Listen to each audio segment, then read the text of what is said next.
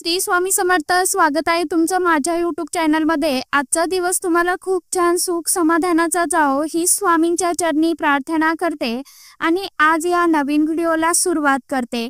तर बघा मित्रमैत्रिणींनो, येत्या 26 फेब्रुवारीला म्हणजेच बुधवारी आलेली आहे महाशिवरात्री। या दिवशी जर आपण काही उपाय केले, काही सेवा केल्या तर त्या खूप खूप प्रभावी ठरतात। महाशिवरात्रीच्या दिवशी भगवान शंकरांनी संन्यास सोडून आपले वैवाहिक जीवन स्वीकारले असं म्हटलं जातं की महाशिवरात्रीला जो कोणी विधिवत शंकराची पूजा करतो, भगवान शंकराचा अभिषेक करतो, त्याच्या मनातील सर्व इच्छा मनोकामना पूर्ण होतात। यासोबतच त्या व्यक्तीला देवाधिदेव महादेव आणि माता पार्वतीचा अखंड स्वरूपात आशीर्वाद मिळत असतो। महाशिवरात्रीच्या दिवशी अनेक भक्तजन उपवास देखील करतात, अगदी दिवसभर उपवास करतात, रात्री देखील उपवास करतात आणि हा उपवास दुसऱ्या दिवशी सोडला जातो। उपवासाचा सर्वात महत्त्वाचा पैलू म्हणजे वाईट विचार, वाईट संगत, वाईट शब्दांपासून दूर राहणे। भक्ताने सद्गुणाचे आचरण केले पाहिजे आणि सर्व वाईट गोष्टींपासून दूर राहिले पाहिजे।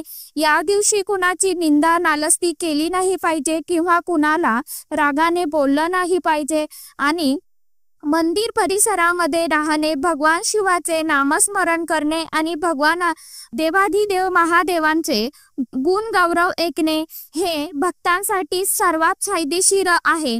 तर उपवास आणि जागरणाचे सार म्हणजे इंद्रियावर प्रभुत्व मिळवणे आणि इच्छांवरती नियंत्रण ठेवण्यास शिकणे। अशा प्रकारे प्राप्त झालेली शुद्ध मनाची स्थिती परमेश्वराकडे वळवली जाते आणि त्यामुळे व्यक्तीचं शरीर, मन आणि आत्मा देखील शुद्ध होतो। आता या दिवशी आपल्याला काही उपाय करायचे आहे आणि काही सेवा देखील करायची आहे, कारण भरपूर वेळा आपल्या जीवनामध्ये अनेक अडीअडचणी, अडथळे, संकटे येत असतात आणि ते काही संपायचं नाव सुद्धा घेत नाही। आता आपल्या आयुष्यामध्ये संकट येणारच नाही असं तर होणार नाही, कारण आयुष्य म्हटल्यानंतर सुख दुःख हे ऊन सावलीप्रमाणे असते आणि त्या सुख दुःखांना आपल्याला सामोरं हे जावंच लागतं आणि सामोरं जाण्याची शक्ती आपल्याला परमेश्वर देतच असतो। जिथे दुःख असतं तिथे आपल्याला खंबीर उभं राहण्याची शक्ती देखील आपल्याला परमेश्वर भगवंत देत असतो आणि ज्यामध्ये इथे एक सांगेन, ज्यामध्ये खरोखर त्या संकटाचा सामना करण्याची शक्ती असते त्याच व्यक्तीला देव कधीही दुःख देतो, संकट देतो, कारण देवांनाही माहीत असतं की खरोखर याच्यामध्ये हिम्मत आहे, याच्यामध्ये ताकद आहे हे पेलण्याची। म्हणून आपण भरपूर वेळा म्हणत असतो की मी एवढा सेवा करते, पूजा करते, मग माझ्या नशिबाला हे का? तर देवालाही माहीत असतं की हा खूप चांगला आहे, हा प्रबळ आहे आणि हे संकट जे आहे तर हा सहजपणे, हे निर्विघ्नपणे हा पार करू शकतो। म्हणून आपल्याला ती संकट, विघ्न जी आहेत तर ती काही वेळा येत असतात। काही संकट, विघ्न ही आपल्या आयुष्यामध्ये आपल्याला काही मार्ग दाखविण्यासाठी येत असतात। तर बघा, आता संकट आयुष्यामध्ये येणारच नाही असं तर होणार नाही, परंतु आपण संकटाचा वेग जो आहे तर तो सेवेने, उपायाने मात्र नक्कीच कमी करू शकतो। त्याचबरोबर आपण मेहनत तर प्रत्येक जण घेत असतो, परंतु मेहनतीचं देखील आपल्याला पाहिजे तसं फळ जर हे मिळत नसेल तर आपल्या कष्टाला नशिबाची साथ मिळण्यासाठी, आपल्या आयुष्यातील दुःख, दारिद्र्य, गरिबी ही दूर होण्यासाठी या दिवशी कोणते उपाय करावे, कोणत्या सेवा कराव्या याविषयीची संपूर्ण माहिती मी आजच्या या नवीन व्हिडिओमध्ये तुमच्या बरोबर शेअर करणार आहे। त्यामुळे व्हिडिओ कुठेही स्किप न करता शेवटपर्यंत नक्की बघा। चॅनलवरती तुम्ही जर हा व्हिडिओ पहिल्यांदा बघत असाल तर चॅनलला आवर्जून सबस्क्राईब करा आणि असेच नवनवीन माहितीपूर्ण व्हिडिओ बघण्यासाठी समोरील बेल आयकॉनलाही प्रेस करा आणि कमेंट बॉक्समध्ये देवाधिदेव महादेवांचा मंत्र जाप लिहायला अजिबात विसरू नका। किमान हर हर महादेव किंवा ओम नमः शिवाय किंवा श्री शिवाय नमस्तुभ्यम या मंत्राचा आवर्जून जप करायचा आहे आपल्याला। कमेंट बॉक्समध्ये हर हर महादेव किमान तरी लिहा महादेवांसाठी। आता महाशिवरात्रीच्या दिवशी आपण सकाळी लवकर उठायचं आहे, अगदी तुम्ही ब्रह्ममुहूर्तावरती उठलं तरी देखील चालणार आहे। आपण जी काही पूजा, सेवा करतो तर त्या सेवेचं आपल्याला अगणित फळ जे आहे तर ते प्राप्त होत असतं, कारण की त्या वेळेमध्ये वातावरणामध्ये खूप सकारात्मकता देखील शांतता असते। आता या दिवशी अंघोळ करताना आपल्याला अंघोळीच्या पाण्यामध्ये 1 चमचाभर गंगाजल टाकायचं आहे, त्याचबरोबर काळे तीळ चिमूटभर टाकायचे आहे। काळे तीळ टाकल्यामुळे आपल्याला कालसर्प दोषांपासून मुक्तता मिळते, त्याचबरोबर भगवान भोलेनाथांचा कृपा आशीर्वाद हा प्राप्त होत असतो। या दिवशी पवित्र तीर्थस्थानी स्नान करणे याला अतिशय अत्यंत खूप महत्त्व आहे, परंतु आपल्याला अशा ठिकाणी जाणे शक्य होत नाही, म्हणून आपण आपल्या घरामध्येच अंघोळीच्या पाण्यामध्ये काही ह्या ज्या वस्तू आहेत त्या टाकून स्नान केलं तर आपल्याला पवित्र तीर्थस्थानी स्नान केल्याचं जे काय पुण्यफळ आहे तर ते मिळत असतं। आता या दिवशी आपल्याला देवाधिदेव महादेवांची पूजा सेवा आराधना करायची आहे, त्याचबरोबर काही उपाय देखील करायचे आहे।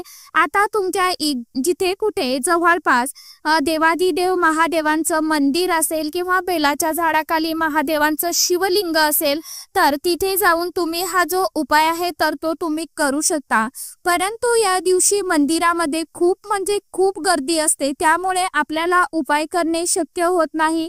अशा वेळेस तुम्ही तर हा उपाय घरी केला तरी देखील चालेल, परंतु आपल्याकडून जेवढी पूजापाठ होत नाही तेवढी मंदिरामध्ये त्यापेक्षाही जास्त पूजापाठ होत असते। त्याचबरोबर सकारात्मक लहरी ज्या आहेत तर त्या मंदिरामध्ये खूप जास्त प्रमाणामध्ये असतात, त्यामुळे मंदिरामध्ये जर शक्य झालं तर आवर्जून मंदिरामध्येच हा उपाय करण्याचा प्रयत्न करा। आता हा उपाय ही सेवा कोण करू शकतं तर घरातील कोणत्याही व्यक्तीने हा जो उपाय आहे ही जी सेवा आहे तर ती केली तरी देखील चालेल, परंतु फक्त आपल्याला जर पिरियड्स असेल सुतक असेल तर या काळामध्ये आपल्याला हा जो उपाय आहे सेवा आहे तर ही करायची नाही। ती इच्छापूर्तीसाठी दुसरा उपाय आहे तो म्हणजे आपलं जे काही आजारपण आहे जे काही दूर होत नाही त्यासाठी तुम्ही हा उपाय जो आहे तर तो करू शकता। आपण एक तांब्याचा लोटा भरून पाणी घ्यायचं आहे, तुमच्या घरामध्ये जर गंगाजल असेल गुलाबजल असेल तर ते त्या पाण्यामध्ये 2 थेंब चमचाभर टाकायचं आहे, किंवा तांब्यामध्ये पाणी टाकत असतो त्यावेळेस आपण गंगा नदीचं नामस्मरण करायचं आहे आणि हर हर गंगे असं म्हणत आपण त्या तांब्यामध्ये पाणी टाकायचं आहे। त्यानंतर आता भगवान शिवशंकरांना ज्या काही वस्तू प्रिय आहे तर त्या सर्व वस्तू आपण सोबत घेऊन जायचं आहे। मग बेलपत्र असेल, बेलफळ असेल, धोत्र्याचं फळ असेल, धोत्र्याचं फूल असेल, चंदन, सफेद फुलं म्हणजे पांढरी फुलं आपल्याला न्यायची आहे। तुम्हाला जर त्या दिवशी पारिजातकाची फुलं मिळाली, गोकर्णाची फुलं मिळाली तर ही आवर्जून अर्पण करा। शमीपत्राची फुलं अर्पण करा। शमीपत्र महादेवाच्या शिवलिंगावरती गणपती बाप्पांना आवर्जून त्या दिवशी अर्पण करा। हे संपूर्ण आपल्याला ताट जे आहे तर ते महादेवांच्या पूजेसाठी घेऊन जायचं आहे। तिथे गेल्या मंदिरात जायचं आहे। आता मंदिरामध्ये गेल्यानंतर पहिल्यांदा आपण नंदीच्या पायावरती पाणी टाकायचं आहे। नंदीचा जो उंच भाग आहे, उंच पाय आहे त्या पायावरती आपल्याला पाणी टाकायचं आहे। ओम नमः शिवाय, ओम नमः शिवाय किंवा श्री शिवाय नमस्तुभ्यम या मंत्राचा जप करत करत आपल्याला पाणी अर्पण करायचं आहे। त्यानंतर मंदिरामध्ये आतमध्ये जायचं आहे। आता आतमध्ये गेल्यावरती आपल्याला जर तिथे शुद्ध तुपाचा दिवा प्रज्वलित करणं शक्य असेल तर आवर्जून तिथे तुपाचा दिवा लावा, किंवा जर तिथे दिवा प्रज्वलित असेल तर त्या दिव्यामध्ये तेल टाकलं तरी देखील चालणार आहे। यानंतर भगवान शंकरांना आपण शुद्ध पाण्याने अभिषेक करायचा आहे। आपल्याला मंदिरामध्ये हा उपाय करणं शक्य नसेल तर अशाच प्रकारे आपण घरी देखील ही पूजा सेवा करू शकता। अगदी घरी शिवलिंग नसेल तर पार्थिव शिवलिंग तुम्ही म्हणजेच मातीच्या एखादा, आता फक्त आपल्याला तुळशीच्या कुंडीमध्ये बनवायचं नाही तर हे पार्थिव शिवलिंग तुम्ही कुठे बनवू शकता तर आपण जी झाडं लावतो आपल्या घरामध्ये कुंडीमध्ये तर त्यामध्ये तुम्ही हे पार्थिव शिवलिंग जे आहे तर ते तुम्ही बनवू शकता आणि त्याची देखील तुम्ही पूजा करू शकता। आता हे कुंडीमध्ये मातीचं शिवलिंग बनवून घ्यायचं आहे। तुम्ही जिथे पूजा मांडली तरी पण भगवान भोलेनाथ हे नक्कीच प्रसन्न होतील, कारण की भगवान भोलेनाथ हे खूप भोळे आहेत। फक्त तुम्ही त्यांची मनापासून पूजा सेवा करा, ते तुम्हाला कधीच कसलीच कमतरता उणीव चणचण भासू देणार नाही। त्याचबरोबर आपल्या मनामध्ये देखील सकारात्मकता पाहिजे। भरपूर वेळा आपण उपाय करतो पण आपल्या मनामध्ये जर नकारात्मकता असेल तर आपण जो काही उपाय केला, सेवा केली तर ती देखील फलदायी ठरत नाही। आणि सर्वात महत्त्वाचं म्हणजे आपण जो काही उपाय करत आहोत त्याबद्दल आपण कुणालाही सांगायचं नाही। मग ती आपल्या शेजारची व्यक्ती असो किंवा नातेवाईक असो, भरपूर वेळा आपण इतर कुणाला तरी बोलत असतो। मग आपण जो काही उपाय केलेला आहे तर तो अगदी निर्मळ मनाने आपण सांगून देतो की मी हा उपाय या इच्छेसाठी केला। तर आपल्याला तसं बिलकुलही कुणाला सांगायचं नाही। आपली जी काही इच्छा आहे, आपण जो काही उपाय केलेला आहे तर तो आपल्याला गुपित ठेवायचा आहे। हा तुम्ही असं सांगू शकता की ज्यांना आता खरोखर काही अडचण आहे, समस्या आहे, तर तुम्ही हा उपाय करा, त्याने तुम्हाला फायदा होईल। त्या व्यक्तीची श्रद्धा असेल तर तो व्यक्ती करेल। परंतु तुम्ही तुमच्या कोणत्या इच्छेसाठी उपाय केला तर तो तुम्हाला सांगायचा नाही किंवा कोणाला कळू द्यायचा देखील नाही। कारण आपण जो उपाय करतो तर तो उपाय सफल ठरत नाही। आणि आपण मंदिरामधून पूजा केल्यानंतर आपण डायरेक्ट घरी यायचं आहे, मध्ये कुठेही थांबायचं नाही, इकडे तिकडे कुणाच्याही घरी जायचं नाही। काही उपाय केला, सेवा केली तर ती सफल ठरणार नाही, याची आपल्याला काळजी घ्यायची आहे। आता मंदिरामध्ये गेल्यानंतर पहिल्यांदा 1 लोटा पाणी भरून आपल्याला अर्पण करायचं आहे शिवलिंगावरती। त्यानंतर पंचामृताने अभिषेक करू शकता, परत शुद्ध पाण्याने अभिषेक करायचा आहे। त्यानंतर देवादिदेव महादेवांना अत्तर लावायचं आहे, कारण देवादिदेव महादेवांना अत्तर हे खूप प्रिय आहे। त्यानंतर अत्तर लावून झाल्यावरती चंदन, पिवळं चंदन, लाल चंदन, भस्म, अबीर, गुलाल तुम्ही लावू शकता। आपल्याला महादेवांचा शृंगार करायचा आहे। समोर जिथे खाली पाणी जातं तर तिथे अशोक सुंदरी मातेचं स्थान असतं, उजव्या हाताकडनं गणपती बाप्पांचं स्थान असतं, डाव्या हाताकडनं कार्तिक स्वामीचं स्थान असतं आणि मध्ये अशोक सुंदरीचं स्थान असतं। अशोक सुंदरी म्हणजे देवादिदेव महादेवांची मुलगी। आणि मध्ये जिथे शिवलिंग असतं तिथे मध्ये माता पार्वतीचं स्थान असतं। तर तुम्ही इतर म्हणजे गणपती बाप्पांना, कार्तिक स्वामींना, अशोक सुंदरीला आणि माता पार्वतीला हळदी कुंकू अर्पण करू शकता। परंतु चुकूनही शिवलिंगाला हळदी कुंकू आपल्याला लावायचं नाही। तर लाल चंदन, पिवळं चंदन तुम्ही लावू शकता, भस्म लावू शकता। त्यानंतर आपल्याला संपूर्ण अशी पूजा करायची आहे। जी काही फुलं फळं आहेत तर ती तुम्हाला अर्पण करायची आहे। बेलपत्र अर्पण करायचं आहे, शमीपत्र अर्पण करायचं आहे, धोत्र्याचं फूल अर्पण करायचं आहे। ह्या सर्व वस्तू आपण त्यांना अर्पण करायचे आहे। आता आपल्याला हा जो एक उपाय आहे तर तो करायचा आहे।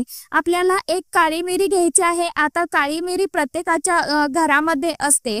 आता हीच काळी मिरी घ्यायची आहे, अख्खी काळी मिरी घ्यावी, ती कुठेही फुटलेली नसावी। त्यानंतर काळी मिरी घ्यायची आहे, 7 काळे तिळाचे दाणे घ्यायचे आहे। हे आपल्याला आपल्या उजव्या हातामध्ये ठेवायचे आहे आणि काळी मिरी आणि काळे तीळ उजव्या हातामध्ये ठेवावे। त्यानंतर आपण ओम नमः शिवाय, ओम नमः शिवाय या मंत्राचा 108 वेळा जप करायचा आहे। तुमची जे काय इच्छा आहे, समस्या आहे तर ती मनोभावे तुम्हाला महादेवांना सांगायची आहे।